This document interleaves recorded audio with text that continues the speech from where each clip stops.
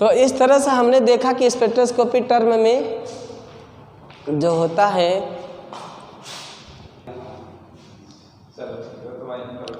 अब इसमें हम कुछ एग्जाम्पल को देखते हैं छात्रों स्पेक्ट्रोस्कोपी टर्म में कि किस तरह से हम इसको आगे बढ़ाएंगे। ठीक है, तो आप यहाँ पर देखिए स्पेक्ट्रोस्कोपी टर्म के अनुसार कि कितना हम इसको आगे बढ़ाते हैं और किस तरह से करते हैं। ठीक है, जैसे मान लीजिए कि D2 सिस्टम हो और D2 सिस्टम है, सिस्टम आपका क्या है D2 है। D2 सिस्टम में यह पूछ रहा है कि इसका स्पेक्ट्रोस्कोपी टर्म क्या होगा। क्या पूछा उसने कि इसका स्पेक्ट्रोस्कोपी टर्म क्या होगा, यानी D2 सिस्टम में टर्म स्पेक्ट्रोस्कोपी टर्म क्या होगा, ये पूछ रहा है ये। तो ऑलरेडी यहाँ पे कंडीशनली बात आप देख सकते हैं कि D में कितने ऑर्बिटल होते हैं भाई। तो D में आपके पास 5 ऑर्बिटल होते हैं। D में कितने ऑर्बिटल होते हैं, D में आपके पास 5 ऑर्बिटल होते हैं। तो इन 5 ऑर्बिटल आपको क्रमशः इस तरह से दिखाना पड़ेगा, 1 2 है ना, 3 4 और 5, 1 2 3 4 और 5 दिखाना पड़ेगा। तो आप यहाँ पे करेंगे dxy dyz dzx dx square y square और dz स्क्वायर दिखाएंगे और यहाँ पर 2 इलेक्ट्रॉन दिखाएंगे। आप हुंडी के अनुसार आप इलेक्ट्रॉनों को भरते हैं, यदि बचता है तो उसका क्या कर देते हैं, जोड़ा बना देते हैं। तो ये तरीका रहा इसका आपका। तो इसको ज़रा देखिएगा आप कि यहाँ पे ये क्या हो गया, +2 +1 0 -1 -2 हो गया। अब यहाँ पे छात्रों हम यहाँ पे यह देखेंगे कि यहाँ पे L का मान क्या आएगा। तो यहाँ पे L का मान पहले वाले इलेक्ट्रॉन के लिए +2 हो गया, दूसरे वाले इलेक्ट्रॉन के लिए भी +1 आ गया, ओवरऑल कितना हो गया, 3 आ गया। ओवरऑल क्या हो गया भाई, 3 आ गया। तो आपको हमने अभी बताया था कि यदि L का मान 3 आता है तो वहाँ पर F हो जाता है कैपिटल लेटर में, इसलिए यहाँ पे L बराबर क्या हो जाएगा, F हो जाएगा। इसलिए यहाँ पे L बराबर क्या हो जाएगा, F हो जाएगा। अब इसके बाद आप यहाँ पर देखिएगा कि मल्टीप्लिसिटी निकालेंगे, बट मल्टीप्लिसिटी निकालने से पहले हम S को निकालेंगे कि यहाँ पे S का मान क्या है। तो आप देख सकते हैं कि पहले इलेक्ट्रॉन के लिए मैंने +½ किया है, दूसरे इलेक्ट्रॉन के लिए भी मैंने +½ किया हुआ है। तो यहाँ पे 1 1 क्या हो गया, 2 हो गया और 2 का बटा 2 हो गया, इसलिए क्या आ गया, 1 आ गया। मल्टीप्लिसिटी की बात करें तो 2s + 1 में यदि इसका मान रखते हैं तो 2 गुणते 1 + 1 हो जाएगा, तो 2 1 कम 2 हो जाएगा, +1 हो जाएगा, बराबर क्या आ जाएगा, 3 आ जाएगा यहाँ पे। तो इस तरीके से आप यहाँ पर देख सकते हैं कि यह मल्टीप्लिसिटी का मान क्या आ गया, 3 आ गया। अब हम यहाँ पे स्पेक्ट्रोस्कोपी टर्म निकालते हैं। तो स्पेक्ट्रोस्कोपी टर्म में हम इसको देखेंगे स्पेक्ट्रोस्कोपी टर्म के तहत। तो यहाँ पे क्या हो जाएगा कि स्पेक्ट्रोस्कोपी टर्म के तहत हो जाएगी यह 2s + 1 L हो जाएगा। क्या हो जाएगा, 2s + 1 और L हो जाएगा। तो इस तरह से आप यहाँ पे चेक कर सकते हैं कि यहाँ पे 3 आ गया और ये क्या आ गया, F आ गया। तो इसका स्पेक्ट्रोस्कोपी टर्म क्या हो गया, 3F हो गए। क्या हो गया इसके स्पेक्ट्रोस्कोपी टर्म, 3F हो गए। तो यह इसका तरीका रहा। आगे देखते हैं छात्रों बहुत सारे एग्जाम्पल को। जैसे मान लीजिए कि उसने दिया है आपको P2 दे दिया और 2s2 दे दिया, ऐसे उसने दे दिया, क्या दे दिया, P2 दे दिया और 2s2 दे दिया और इसका स्पेक्ट्रोस्कोपी टर्म पूछ लिया। थोड़ा मज़ेदार है यहाँ पे एग्जाम्पल। तो आप देख सकते हैं कि जो इलेक्ट्रॉन है उसी को देखा करिएगा आप। तो यहाँ पे आपने P2 किया तो 1 1 इलेक्ट्रॉन हो गए, +1 0 -1 और 2s को भी आप यहाँ पे 2 इलेक्ट्रॉन भर दिए, इसको भी आप आसानी के साथ सॉल्व कर सकते हैं, 0 हो गया। अब इसमें अगर इसका पूछा कि इसका स्पेक्ट्रोस्कोपी टर्म क्या होगा, उसको कैसे आप निकालेंगे, तो इसको भी आपको मैं दिखा रहा हूँ बखूबी तरीके से। इसको आप देखिएगा, स्पेक्ट्रोस्कोपी टर्म यहाँ पे दिया हुआ है, इसने पूछ लिया कि इसका स्पेक्ट्रोस्कोपी टर्म क्या होगा। तो इसे भी आप आराम से देखिएगा, मैं बखूबी तरीके से इसको समझाने की कोशिश करूँगा। तो यहाँ पर आप देख सकते हैं कि यह स्पेक्ट्रोस्कोपी टर्म। तो सबसे पहले हम L निकालेंगे, कंबाइन निकालेंगे, ऐसा नहीं कि हम अलग अलग उसका निकालेंगे, कंबाइन रूप से हम इसको निकालने की कोशिश करते हैं। तो हमने किया क्या, यल बराबर यहाँ पे जब निकाला तो आप देख रहे हैं इस इलेक्ट्रॉन के लिए यहाँ पे +1 है तो +1 किया, इस इलेक्ट्रॉन के लिए यहाँ पे 0 है तो 0 किया, और फिर यहाँ पे कुछ नहीं, 2 ही इलेक्ट्रॉन थे, बट यहाँ पर भी 2 इलेक्ट्रॉन और मौजूद है जिसके लिए मैंने 0 यूज़ किया हुआ है, +0 तो टोटल मेरे पास 4 इलेक्ट्रॉन हो गए थे, क्योंकि 2 p2 में थे और यस में भी 2 इलेक्ट्रॉन थे, इसलिए ओवरऑल कितने इलेक्ट्रॉन होंगे, 4 हो गए। इसलिए मैंने कंबाइन चारों इलेक्ट्रॉन का क्या निकाला है, मीन्स चारों इलेक्ट्रॉन का मैंने एजीमुथल क्वांटम नंबर निकाला हुआ है। तो यल बराबर +1 फिर 0 फिर 0 किया फिर 0 किया, तो इस तरह से हमने पाया कि जो यल था वो क्या आ गया था भाई, +1 आ गया था। जो यल की वैल्यू थी वो क्या थी, +1 आ गई थी।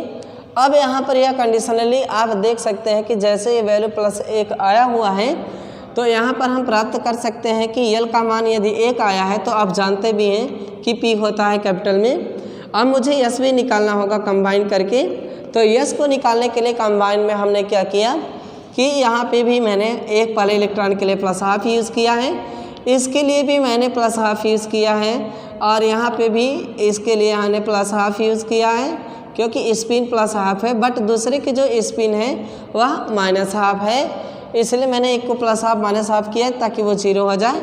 तो यस बराबर यहाँ पे क्या आ गया, 1 आ गया। अब यहाँ पर आप यह देख सकते हैं कि 2s + 1 के केस से हम यहाँ पे देख सकते हैं कि 2 × 1 + 1 बराबर क्या हो गया, 3 हो गया। 2 एकम 2 और 1 आ गया तो 3 आ गया, तो 2 एकम 2 और 1 3 आ गए हैं। तो ये कंडीशन रहा। तो मल्टीप्लिसिटी केस से हमने पाया कि 3 और यहाँ पे क्या आ गया, p, क्या ठीक है 3 और यहाँ पे आ गया p, क्योंकि यल का मान 1 आया था इसलिए यहाँ पे क्या हो गया, p हो गया। तो हमने देखा कि किस तरीके से अगर अधिक से अधिक ऑर्बिटल देते हैं तो भी उसका स्पेक्ट्रोस्कोपी टर्म कैसे निकाला जा सकता है, यह मुझे बखूबी तरीके से हम लोगों ने इसको सीखा है। और एग्जाम्पल देख लेते हैं ताकि एकदम बेनिचोड़ बेढंग बेमिसाल तरीके से इसको हम सॉल्व कर सकें, ठीक है। तो थोड़ा सा और देखते हैं, हम लोग कोशिश करते हैं एग्जाम्पल को।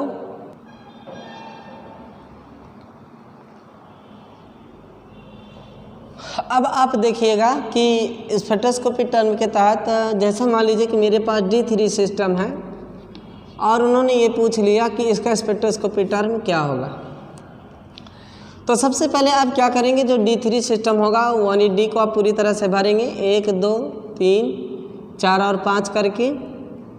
तो यहाँ पे होगा dxy dyz dzx dx² y² और dz², ऐसा भरेंगे आप।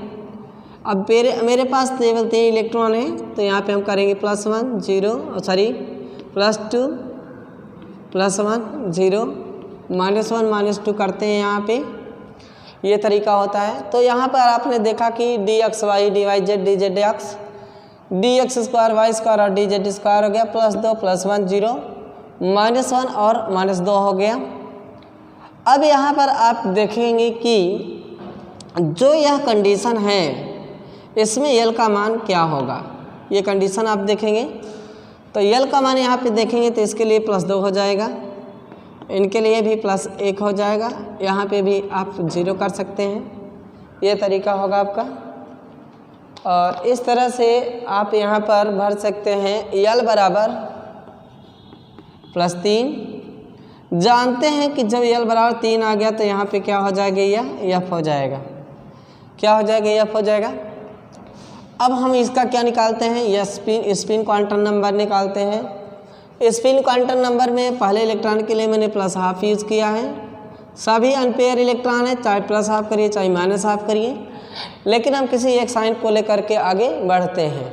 तो +½ मैंने किया तो यस बराबर हो गया +3/2 आ गया, जिसे 1.5 कहेंगे, बट यहाँ पे हम 3/2 लिखेंगे क्योंकि एलसीएम 3 हो जाएगा और वो 3 हो जाए। फिर इसके बाद मल्टीप्लिसिटी, स्पिन मल्टीप्लिसिटी 2s + 1 करेंगे। 2s + 1 से हम 2 × 3 का बटा 2 लिखेंगे और +1 लिखेंगे। 2 से 2 कैंसिल हो जाएगा और हमको एक डिजिट प्राप्त होगी जिसे हम 4 कहेंगे। तो इस तरीके से यल बराबर f आ गया और यहाँ पे 4 आ गया। तो यहाँ पे स्पेक्ट्रोस्कोपी टर्म जो हो जाएगा वह आपका यह हो जाएगा कि स्पेक्ट्रोस्कोपी जो टर्म होगा वह आपका होगा 4f क्या हो जाएगा 4f हो जाएगा। तो ये आपका यह तरीका होना चाहिए स्पेक्ट्रोस्कोपी टर्म निकालने के लिए। और हमें पूरी तरह से दावा है कि आप स्पेक्ट्रोस्कोपी टर्म इतने एग्जाम्पल के बाद पक्का है कि निकाल लेंगे, इसमें कोई दो राय नहीं है। चलिए आगे देखते हैं और सिस्टम को देख लेते हैं। जैसा मान लीजिए कि आपका सिस्टम दिया हुआ है D1 और 4s1 ऐसा दिया हुआ है और उसने कहा कि इसका स्पेक्ट्रोस्कोपी टर्म क्या होगा। इसने क्या कहा, इसने कहा कि इसका स्पेक्ट्रोस्कोपी टर्म क्या होगा, तो ये बताइएगा। तो इसके स्पेक्ट्रोस्कोपी D1 4s1 है, ना कि 0 है वहाँ पे। और उसने कहा कि इसका स्पेक्ट्रोस्कोपी टर्म क्या होगा। तो ऐसे कंडीशन में आप देखिएगा स्पेक्ट्रोस्कोपी टर्म हम कैसे निकालेंगे। इन्होंने कहा कि इसका स्पेक्ट्रोस्कोपी टर्म क्या होगा, उसको निकालिएगा।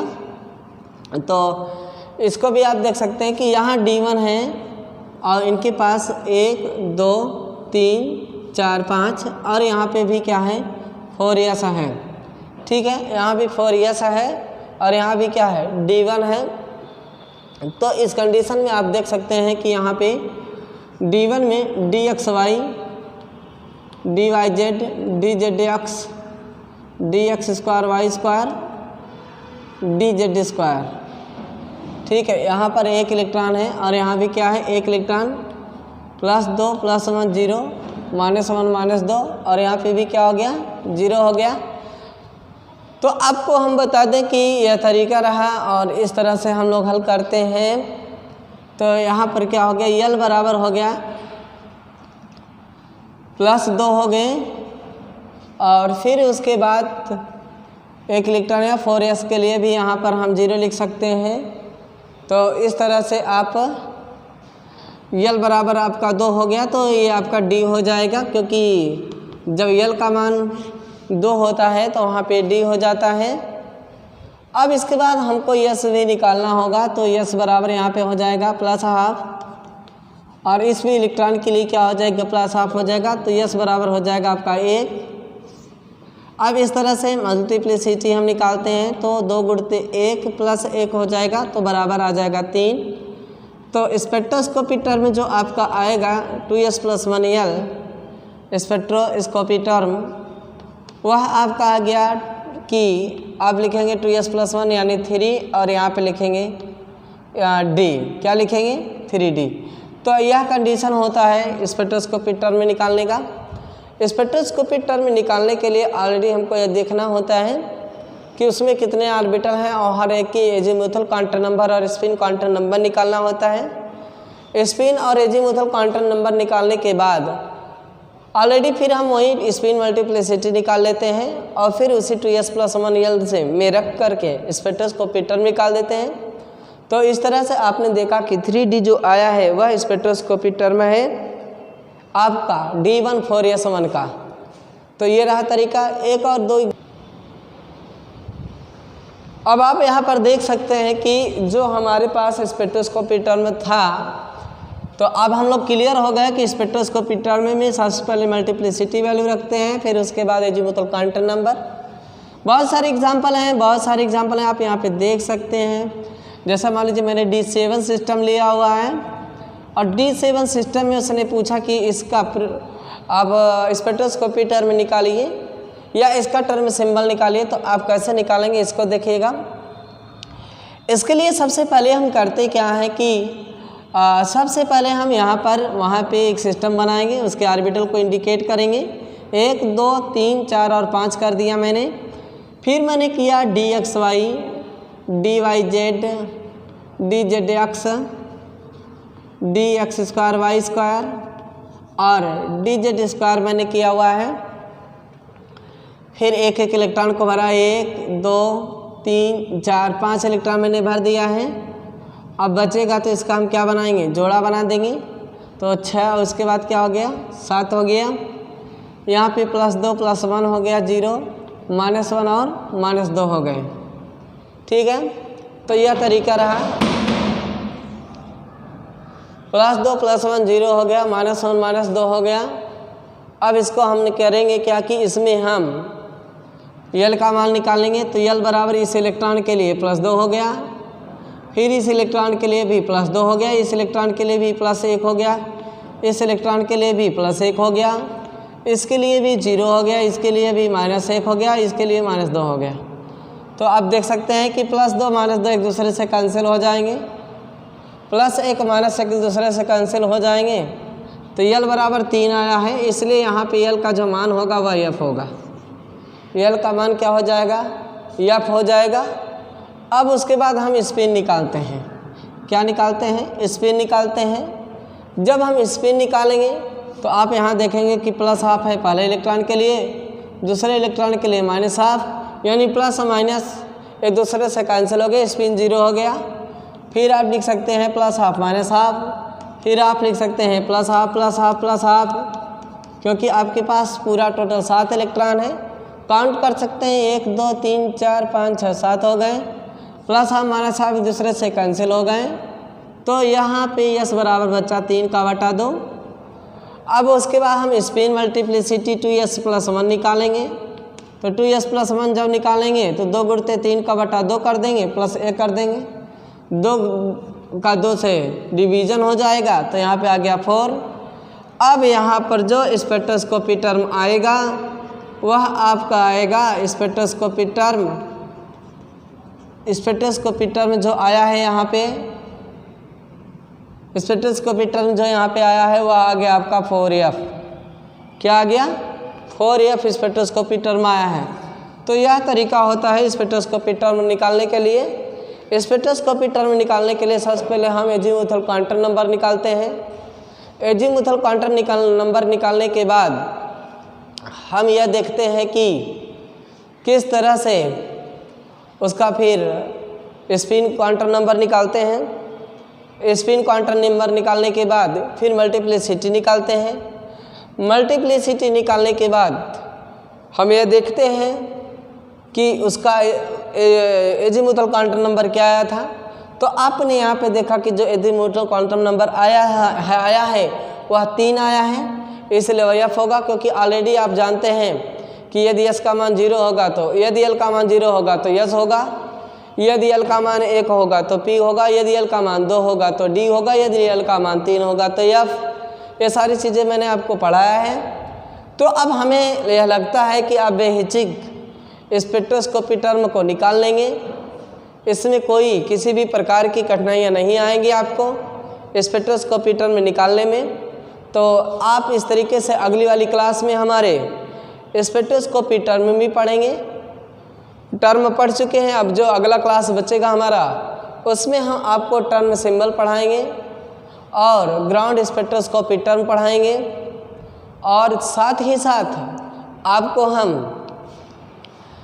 साथ हम आपको बहुत ही अच्छी तरह से जो भी आपका मेटल टू लिगेंड या ligand to metal charge transfer अगला आएगा उसको भी पढ़ाएंगे बीएससी 3rd ईयर का। तो अब धीरे धीरे अब हम थोड़ा रूट करेंगे, आगे बढ़ेंगे। तो आज के लिए बस इतना ही।